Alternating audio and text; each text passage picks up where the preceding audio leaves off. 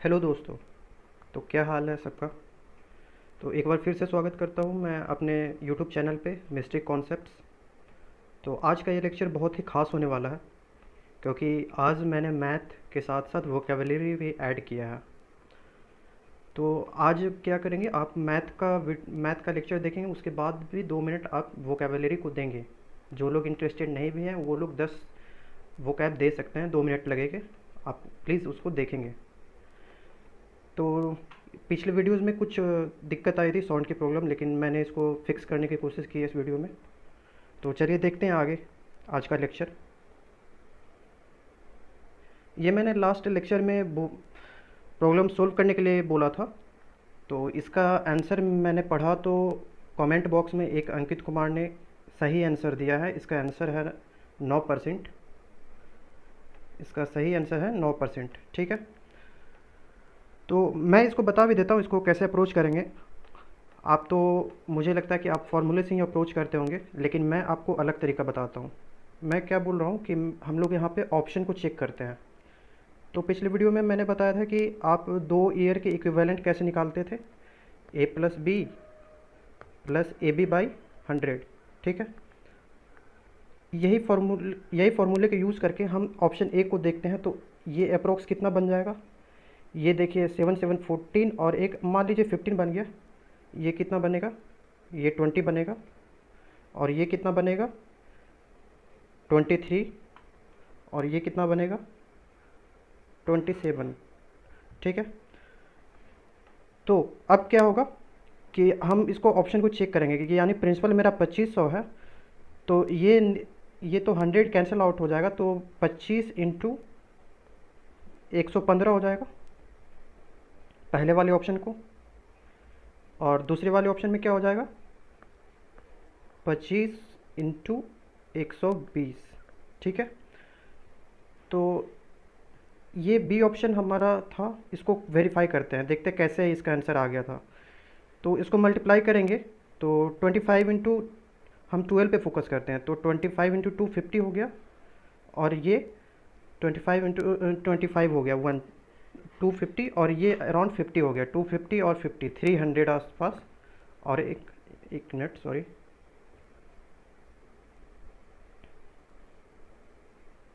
हाँ, तो यहाँ पे कितना आ गया, 300 आ गया था और एक जीरो था। ठीक है। तो ये देखिए यहाँ पे अप्रॉक्स हमारे पास 2970 बन रहे थे। तो ये हमारा सही आंसर कौन सा हो गया, ऑप्शन बी। ठीक है। ये 115 हमने कैसे लिख दिया, 100 प्लस ऐड करते हैं इस पर, ये वाला जो वैल्यू आता है हमारे पास, इसको 100 में ऐड करते हैं और डिवाइडेड बाई 100 होता है। ये पी का x% जो भी आएगा वही तो आएगा हमारा ए। ठीक है, इसी पे मैंने इसको बनाया है।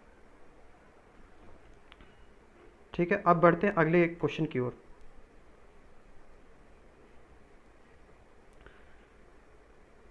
ये मैंने बेसिक सा क्वेश्चन लिया है, बहुत सारे लोग अभी न्यू हैं तो उन लोग को अच्छा लगेगा ये क्वेश्चन, उनका रिवाइज हो जाएगा। तो देखिए ये साइन थीटा दिया हुआ है। तो साइन थीटा हमें पता है कि साइन थीटा क्या होता है, P by H, perpendicular by height. और कॉस थीटा क्या होता है, बी बाई एच। ठीक है। तो यहाँ पे देखिए ये वाला वैल्यू हमारे पास एच है, तो एच तो कॉमन रहने वाला है। तो एच ऑप्शन में देखिए इस बी और डी में है, तो ए और सी तो नहीं होगा, बी और डी पे फोकस करते हैं। तो देखिए मैं एक कॉन्सेप्ट बताता हूँ इसको कैसे सॉल्व करेंगे।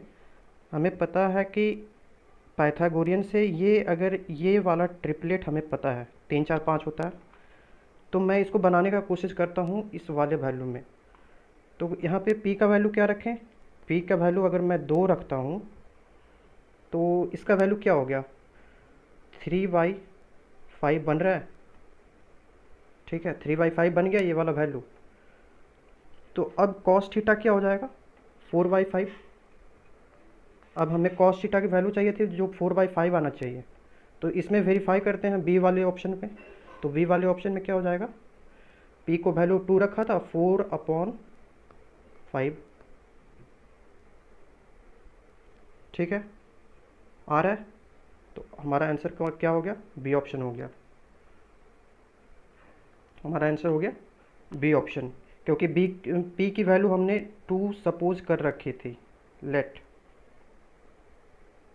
ठीक है, तो यहाँ पे क्या था, ये वैल्यू पुटिंग था। यहाँ से हमने वैल्यू पुट किया और हम लोग आंसर पे पहुँच गए। ठीक है,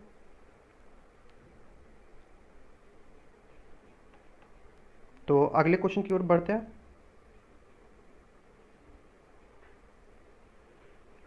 अगेन ट्रिगोनोमेट्री का क्वेश्चन ही है, तो इसको सोल्व करेंगे।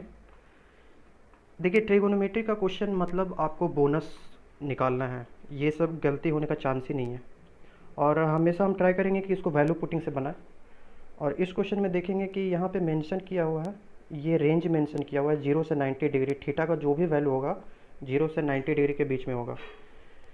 तो मैं इस वाले इक्वेशन पे फोकस करता हूँ, इस वाले इक्वेशन पे।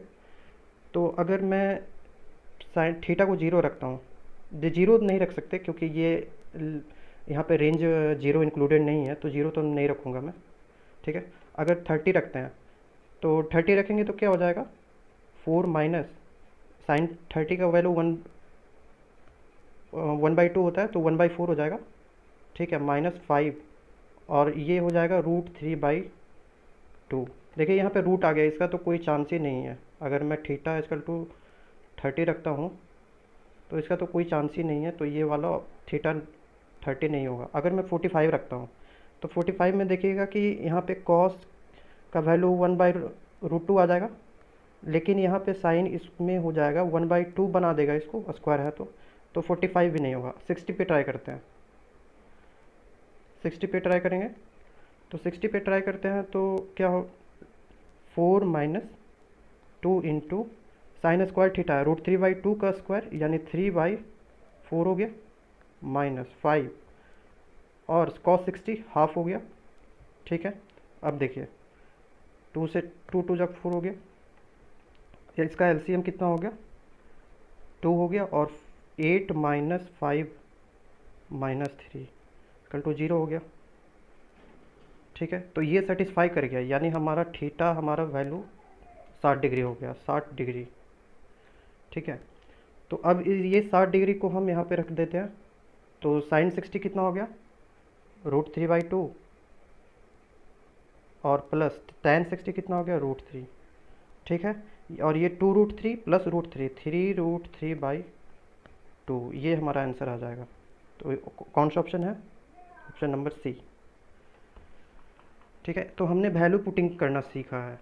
ये कुछ बड़ा क्वेश्चन नहीं है, आप इसको इजीली कर सकते हैं। आप वैल्यू चेक करते जाइए, जिस पे सेटिस्फाई कर रहा है वो हमारा वैल्यू हो गया, और यहाँ पे इसमें वैल्यू रख दीजिए उसका।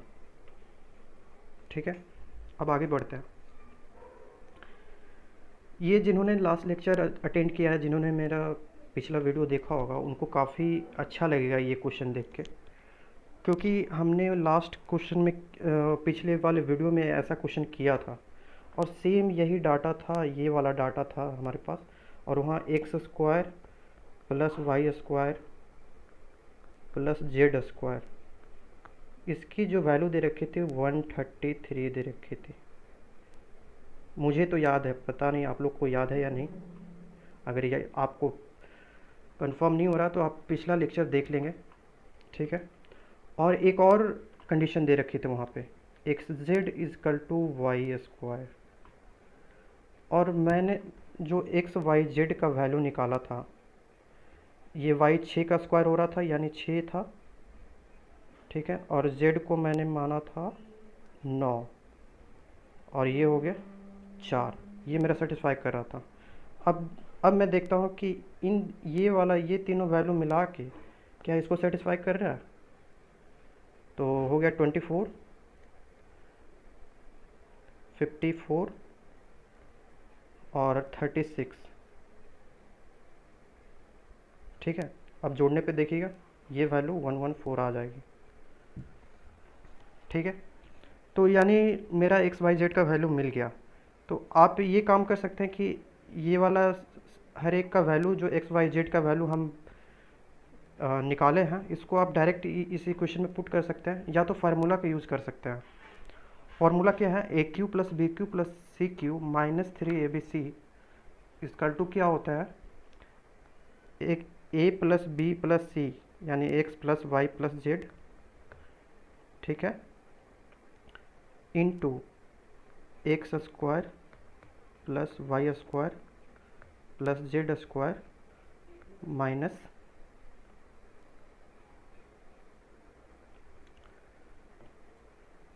माइनस में हो जाएगा यहाँ पे ब्रैकेट में x Y plus Y Z plus Z x, ठीक है। तो x plus Y plus Z की वैल्यू हमारे पास दे रखी है, कितनी है, 19 है। तो ये हो गया 19, ठीक है। और x square plus Y square plus Z square की वैल्यू मैं पिछले वाले लेक्चर से यहाँ पे डायरेक्ट लिख देता हूँ, ठीक है। अगर नहीं याद है तो आप निकाल भी सकते हैं, ऐसा कोई दिक्कत नहीं है, लेकिन मुझे ये वैल्यू याद थी। ये मैं दिखाना चाह रहा हूँ कि कितना फ़ायदा होता है जब आप क्वेश्चन को ध्यान से करते हैं। एक्स तो ये हो गया, और एक्स वाई जेड की वैल्यू भी दे रखी है 114। तो इसको मैं यहाँ पे पुट करूँगा तो ये कितना हो गया, अंडर रूट में 19 इंटू 19 आएगा, तो आंसर 19 आ जाएगा।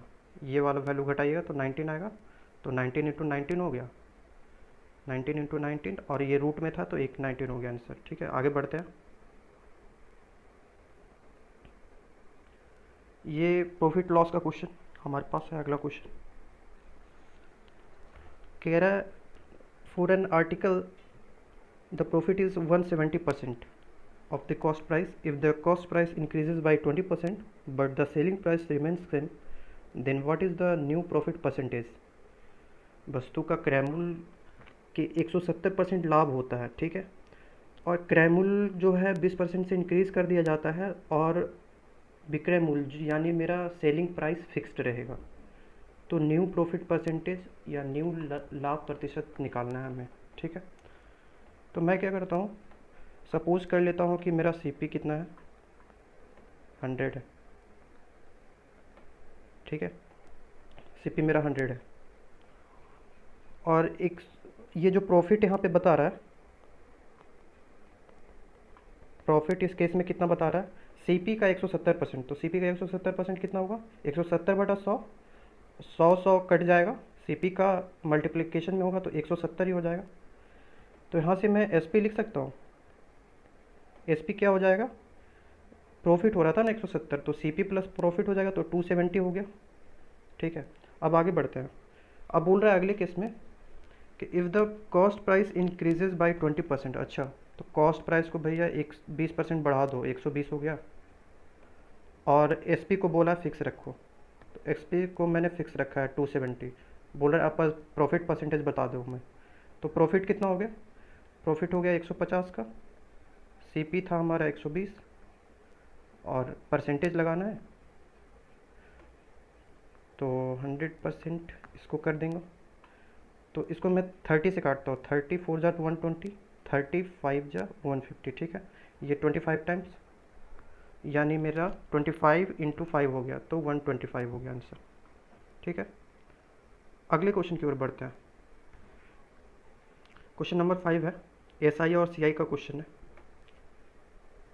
ये आप फॉर्मूले से बना लेते होंगे, लेकिन मैं बताता हूँ कि आप अगर फॉर्मूला भूल गए तो क्या करेंगे।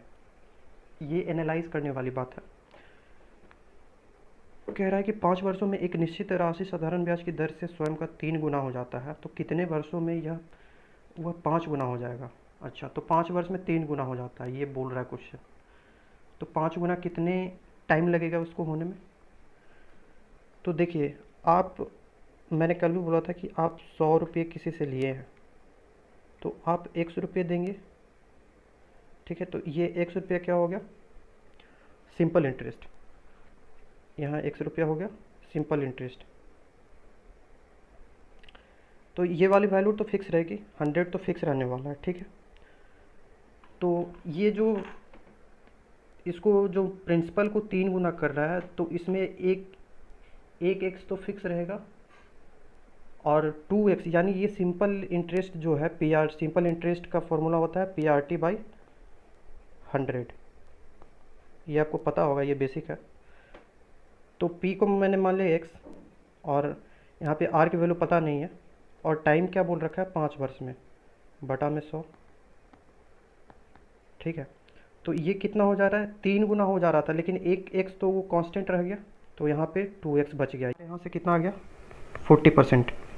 ठीक है, अब अगले में बोल रहा था ये कितने परसेंट 5 गुना हो गया, तो एक एक्स तो कांस्टेंट रहने वाला है, तो इस कंडीशन में क्या हो जाएगा, आर का वैल्यू हमें पता चल गया, 40 इंटू टाइम टी हो गया अपॉन में 100 इसकल टू ये 5 टाइम्स होने वाला था, तो ये 4x हो गया। ठीक है, ये x कैंसिल आउट हो गया, और यहाँ से 20 से काट रहा हूँ मैं, 2 5 2 यानी t इजकल टू आ गया मेरा 10 ईयर्स।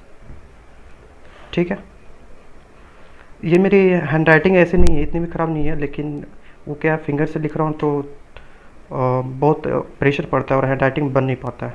मैं इसको कोशिश करूँगा फिक्स करूँ अगले लेक्चर से। अगेन एक SICI का क्वेश्चन है,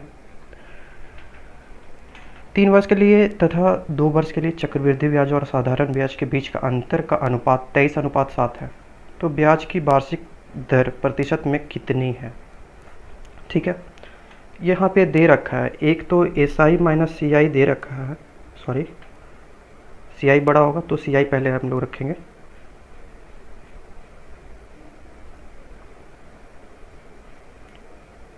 CI माइनस SI, ये एक तो दे रखा है 3 साल का। ठीक है, और एक बोल रहा है CI माइनस SI, ये आ गया 2 का, और इसका रेशियो कितना है 23/7। ठीक है, 23/7, और ये जो इतना बराबर जो होगा, इसका डायरेक्ट रिजल्ट है, आप इसको याद रखेंगे, इसका डायरेक्ट रिजल्ट होता है 300 + R/100। ये आपको डायरेक्ट रिजल्ट याद रखना है। ये सब क्वेश्चन के लिए आप ज़्यादा मेहनत नहीं करेंगे, डायरेक्ट रिजल्ट को याद रखें, ज़्यादा बेनिफिट होगा। तो अब इसको सोल्व करते हैं। ये देखिए, यहाँ से ये 2300 हो गया, यहाँ से ये 2100 हो गया, तो यानी R कितना हो जाएगा, 23 माइनस 21 यानी 200, और एक ये 7R होने वाला था, तो ये 7 नीचे आ गया, 200/7, ऑप्शन ए। ठीक है, ऐसे कैलकुलेशन करेंगे, ये नहीं कि आप बच्चों की तरह आप इसको इक्वेशन लिखने लगे अगले स्टेप में बढ़ के। ठीक है, आगे की ओर बढ़ते हैं। ये सिंप्लीफिकेशन का क्वेश्चन है, देखने में बहुत आसान लगता है, जब आपको प्रोसेस पता नहीं होगा तो आप बहुत स्ट्रगल करेंगे इस क्वेश्चन में। तो यहाँ पे बोल रहा है कि फाइंड आउट करना है कि सबसे बड़ा भिन्न कौन सा है। ठीक है, तो इसका अप्रोच मैं बता देता हूँ कि जो नीचे वाला जो नंबर है उससे एटलीस्ट 1 टाइम्स तो सब डिविजिबल होना ही चाहिए। ठीक है, एटलीस्ट 1 टाइम सारे डिविजिबल होने चाहिए, हमको ऐसा करना है, तभी हम अप्रोक्सीमेट लगा सकते हैं। तो मैं क्या करता हूँ, जो ऊपर वाले नंबर है सबको 100 से मल्टीप्लाई कर देता हूँ, इंटू 100 कर रहा हूँ सारे नंबर को ऊपर वाले नंबर से। ठीक है, तो ऊपर में कितना हो गया, 500/113। ठीक है, उसी तरह हो गया 700/120, 1300/145। ठीक है, और ये आ गया 1700/160। ठीक है, अब देखते हैं, ये देखिए, अब इसको कट करते हैं, तो ये अप्रॉक्स 4 टाइम्स गया। ठीक है, ये अप्रॉक्स 5 टाइम गया, और ये अप्रॉक्स, ये भी मान लीजिए कि ये 9 रह गया। ठीक है, लेकिन ये वाला वैल्यू मेरे पास 10 से बड़ा ही आ रहा है, तो सबसे बड़ा भिन्न कौन सा हो गया, 17/160। कितना इजी हो गया। आप क्या करते हैं, आप इसको डिविजिबल मतलब डिवाइड करते 113 से 5 को, फिर दशमलव देते हैं, वो बहुत लेंदी प्रोसेस हो, वैसे नहीं प्रोसीड करेंगे यहाँ पे। ठीक है, तो मुझे लगा कि आपको समझ में आ गया होगा, तो मैं आगे बढ़ता हूँ। तो ये हमारे पास क्वेश्चन आ गया आपके लिए, बहुत ही अच्छा क्वेश्चन है। आप इसका आंसर कमेंट बॉक्स में देंगे और मुझे नंबर्स चाहिए बहुत लोगों के कि आप इसका आंसर्स दें।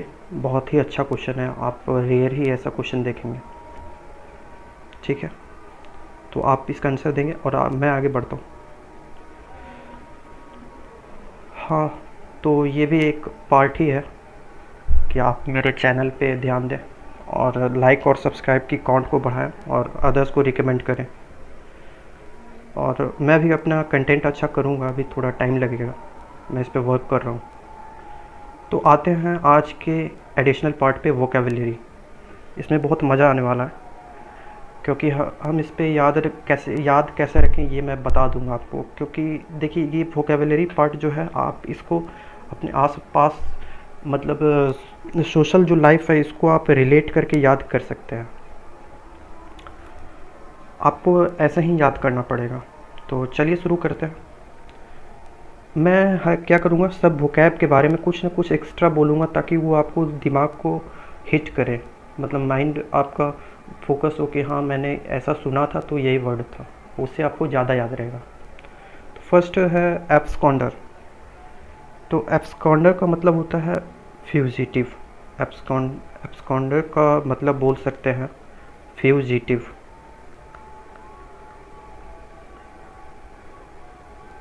एब्सकॉन्डर का मतलब मैंने क्या बताया, फ्यूजिटिव। फ्यूजिटिव किसको क्या बोलेंगे, फ्यूजिटिव बोलेंगे जो कानून से भागा हुआ है। आप देख रहे होंगे कि जो चोर को पकड़ते हैं पुलिस, तो आप उसको देखेंगे तो क्या एनालाइज करेंगे, आप जो चोर को उस समय बोल सकते हैं एब्सकॉन्डर, वो कानून से भाग रहा है। ठीक है, तो यानी जो कानून से भागेगा उसको क्या बोलेंगे, एब्सकॉन्डर। अब आते हैं एलिमनी पे। सेकंड जो हमारा है एलिमनी। आप रिसेंट न्यूज़ में सुनते रहते होंगे, जो बड़े बड़े सेलिब्रिटी होते हैं, जैसे उनकी रिलेशन होती है कि इनके साथ इनकी शादी भी हो जाती है, फिर उनका ब्रेकअप हो जाता है और वो डिवोर्स ले लेते हैं।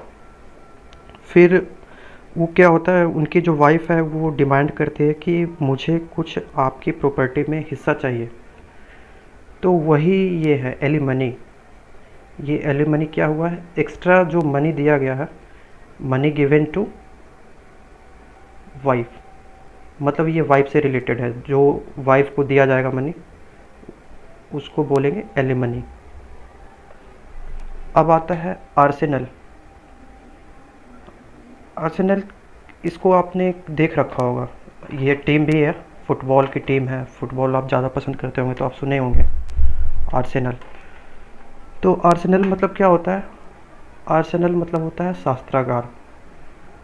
शास्त्रागार या हथियारों का भंडार, मतलब जहाँ बहुत सारे हथियार हैं और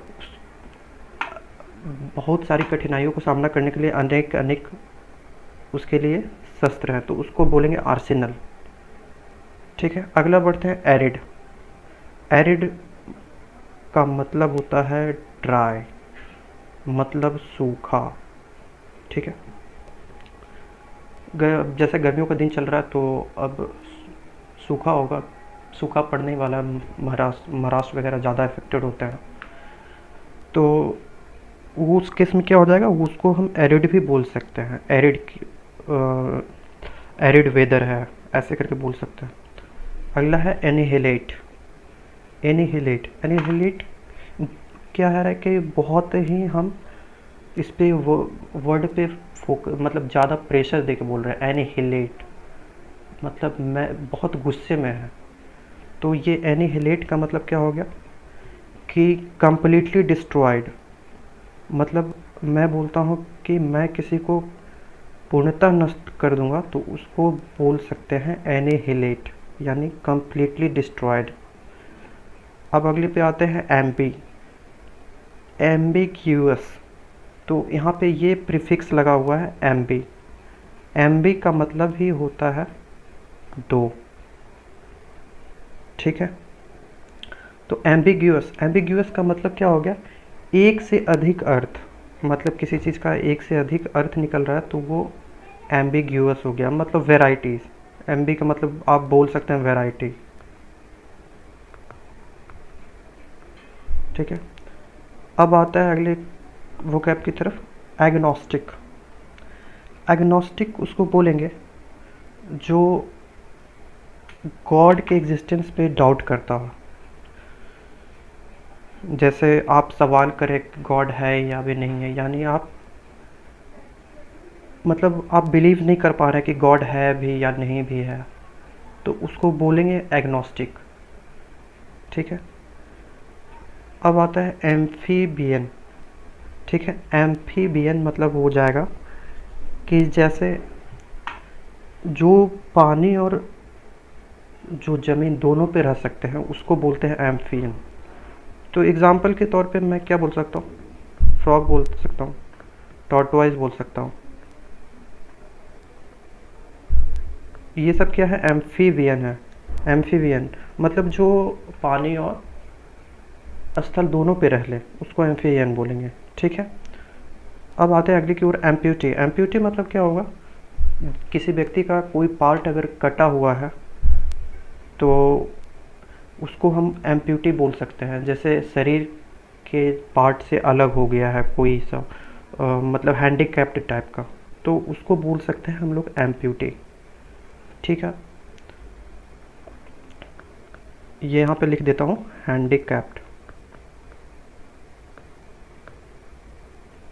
ठीक है।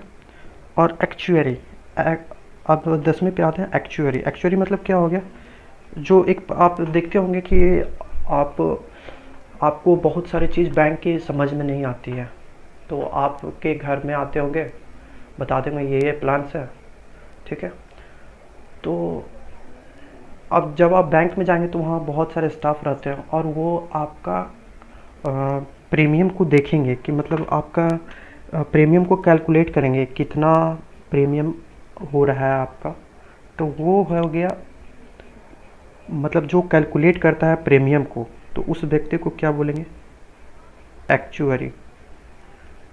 ठीक है। तो ये हमारे थे 10 वोकैब, ये सारे मैंने ए से कलेक्ट किए थे।